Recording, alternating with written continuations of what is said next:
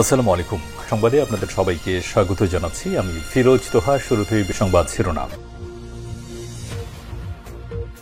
বাংলাদেশের সর্বশেষ গুরুত্বপূর্ণ আপডেট সংবাদে আপনাকে স্বাগত। শুরুতেই সংবাদ শিরোনাম, পরে বিস্তারিত। প্রথমে জানাবো, শেখ পালিয়েছে পাকিস্তানে, শেখের বেটি পালিয়েছে ভারতে, বললেন নাসির উদ্দিন পাটোয়ারি। জাতীয় নাগরিক পার্টি এনসিপির মুখ্য সমন্বয়ক নাসির উদ্দিন পাটোয়ারি বলেছেন, শেখ হাসিনা পালিয়েছে ভারতে আর শেখ হাসিনার বাপ পালিয়েছে পাকিস্তানে। শেখের বেটির বাংলাদেশকে ছারখাড় করার জন্য গোপালগঞ্জের নাম ব্যবহার করত। আজ খোঁজ নিয়ে দেখেছি শেখের বেটির পাশের বাড়ির লোকজনের জীবনমানের কোনো উন্নতি হয়নি। এরপর জানাবো, গোপালগঞ্জের সমাবেশ শেষে এনসিপির পদযাত্রায় নিষিদ্ধ ছাত্রলীগের নেতাকর্মীদের আতর্কিত হামলা। গোপালগঞ্জ সমাবেশ শেষে জাতীয় নাগরিক পার্টির গাড়িবহর নিয়ে গোপালগঞ্জ থেকে বের হওয়ার পথ অর্থাৎ চৌরঙ্গি এলাকায় আবারও হামলা চালিয়েছে নিষিদ্ধ ছাত্রলীগের নেতাকর্মীরা। এদিকে আওয়ামী লীগের হামলা, পুলিশ সুপারের কার্যালয়ে আপাতত আশ্রয় নিয়েছে এনসিপির নেতাকর্মীরা। আওয়ামী লীগ নিষিদ্ধ ঘোষিত সংগঠন ছাত্রলীগের হামলার কারণে গোপালগঞ্জ পুলিশ সুপারের কার্যালয়ে আশ্রয় নিয়েছে জাতীয় নাগরিক পার্টি এনসিপির নেতারা। দুপুরে গোপালগঞ্জ পদযাত্রা শেষে মাদারীপুর যাওয়ার পথে গাড়িভরে হামলার পর তারা পুলিশ সুপারের কার্যালয়ে আপাতত আশ্রয় নিয়েছেন। তবে পরিস্থিতি সামাল দেওয়ার চেষ্টা করছে সেনাবাহিনী, পুলিশ ও অন্যান্য আইন শৃঙ্খলা রক্ষাকারী বাহিনীর সদস্যরা। এদিকে ইসির ওয়েবসাইট থেকে সরিয়ে ফেলা হয়েছে নৌকা প্রতীক। বাংলাদেশ নির্বাচন কমিশন ইসির ওয়েবসাইট থেকে নিবন্ধন স্থগিত হওয়া বাংলাদেশ আওয়ামী লীগের দলীয় প্রতীক নৌকা সরিয়ে ফেলা হয়েছে। আজ ওয়েবসাইটে দলটির নামের পাশে নৌকা প্রতীক দেখা গেলেও আজ আর দেখা যায়নি। এবং সর্বশেষ জানাবো, এনবিআরের আরও 7 কর্মকর্তা বরখাস্ত, বদলির আদেশ প্রকাশ্যে ছিঁড়ে ফেলা এছাড়াও ঔদ্ধত্যপূর্ণ আচরণের দায়ে আরও 7 কর্মকর্তাকে বরখাস্ত করেছে জাতীয় রাজস্ব বোর্ড এনবিআর। এ নিয়ে কর বিভাগের 5 যুগ্ম কমিশনার ও 3 উপ কমিশনার মোট 21 কর্মকর্তাকে বরখাস্ত করা হয়েছে, যারা একদিন আমদানি রপ্তানি কার্যক্রম বন্ধ রেখেছিল, দেশটাকে ষড়যন্ত্র করে ধ্বংস করে দিতে চেয়েছিল। প্রিয় দর্শক, এতক্ষণ শুনছিলেন সংবাদ শিরোনাম, এবারে বিস্তারিত। তবে তার আগে বন্ধুরা, অনুরোধ থাকবে এই সংবাদটিতে একটি লাইক দিন। এই চ্যানেলে আপনি নতুন হয়ে থাকলে আমাদের সংবাদটি দেখতে দেখতে চ্যানেলটি সাবস্ক্রাইব করে রাখুন। কমেন্ট করে বন্ধুরা আপনার মূল্যবান মতামত জানিয়ে দিন আপনি বিশ্বের কোন দেশ থেকে বা বাংলাদেশের কোন স্থান থেকে আমাদের সংবাদটি দেখছেন এবং শুনছেন। আর বন্ধুরা, গাজা যুদ্ধে আপনি যদি নিরীহ ফিলিস্তিনিদের ভালোবেসে থাকেন, কমেন্টে ইয়েস লিখে বিশ্ববাসীকে জানিয়ে দিন। সংবাদটি আপনার সোশ্যাল মিডিয়া ফেসবুকে শেয়ার করে বন্ধুদেরও দেখার সুযোগ করে দিন। এবারে বিস্তারিত।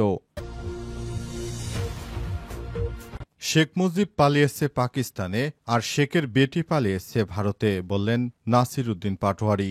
জাতীয় নাগরিক পার্টির মুখ্য সমন্বয়ক নাসির উদ্দিন পাটোয়ারি বলেছেন, আজ গোপালগঞ্জে এক পথসভায় তিনি বলেন, শেখ হাসিনা পালিয়েছে ভারতে আর তার বাবা শেখ মুজিব পালিয়েছিল পাকিস্তানে। এই শেখের বেটি বাংলাদেশকে ছারখাড় করার জন্য গোপালগঞ্জের নাম ব্যবহার করেছে। খোঁজ নিয়েছি শেখের বেটির পাশের বাড়ির লোকের জীবনমানের কোনো উন্নতি হয়নি। স্বাভাবিক ক্ষেত্রে তাদের নাম ব্যবহার হয়েছে সবখানে, কিন্তু গোপালগঞ্জবাসীও বৈষম্যের শিকার হয়েছে, আর এই বৈষম্যের শিকার হয়েছে শেখের বেটি হাসিনার দ্বারা। জুলাই পদযাত্রার অংশ হিসেবে আজ বুধবার 16 জুলাই গোপালগঞ্জ শহরের পৌর পার্ক এলাকায় আয়োজিত সমাবেশে সব কথা বলেছেন তিনি। এনসিপির ওই নেতারা বলেন, শেখের বেটিকে আমরা ভারতে পাঠিয়েছি, গোপালগঞ্জবাসীর আর ভয় নাই। শেখ পরিবার দ্বারা যারা নির্যাতন নিপীড়নের শিকার হয়েছে তাদের ভয় নাই। আমরা একটি নতুন বাংলাদেশ গড়ার জন্য পদযাত্রা করছি, আপনার দোয়ারে হাজির হয়েছি। আমরা রাজনৈতিক দল গঠন করছি। শেখের বেটি, শেখের নামে যে রাজনীতি হয়েছে, পরিবারতান্ত্রিক রাজনীতি হয়েছে, তা থেকে বের হয়ে আমরা ভালোবেসে নতুন একটি বাংলাদেশ গঠনের অভিপ্রায়ে বাংলাদেশ গড়তে চাচ্ছি। আপনারা আমাদের সঙ্গে থাকবেন। নাসির উদ্দিন পাটোয়ারি আরও বলেছেন, বাংলাদেশের বর্তমান পরিস্থিতি রাজনৈতিক ক্ষেত্রে গোপালগঞ্জ ও বগুড়া 2টি জেলার অবদান যেমন রয়েছে, তেমনি বৈষম্যর ক্ষেত্রেও তাদের নাম রয়েছে। আমরা ব্যক্তি রাজনীতি আর করতে চাই না, বগুড়া ফেনী গোপালগঞ্জের রাজনীতি করতে চাই না, আমরা বাংলাদেশের রাজনীতি করতে চাই। তাই আমি আহ্বান জানাচ্ছি বগুড়া গোপালগঞ্জবাসীকে এনসিপির ছায়াতলে আসার জন্য। গোপালগঞ্জ থেকে সমাবেশ শেষে এনসিপির পদযাত্রায় অতর্কিত হামলা চালিয়েছে আওয়ামী লীগের সন্ত্রাসীরা। গোপালগঞ্জে সমাবেশ শেষে জাতীয় নাগরিক পার্টি এনসিপির পদযাত্রায় আবারও হামলা চালিয়েছে নিষিদ্ধ ছাত্রলীগের নেতাকর্মীরা। এ সময় পুলিশের সঙ্গে নিষিদ্ধ ছাত্রলীগের নেতাকর্মীদের ধা পাল্টা ধা ঘটনা চলছে। এর আগে জয় বাংলা স্লোগান দিতে দিতে এনসিপির সমাবেশে মঞ্চে হামলা চালায় নিষিদ্ধ ছাত্রলীগের নেতাকর্মীরা।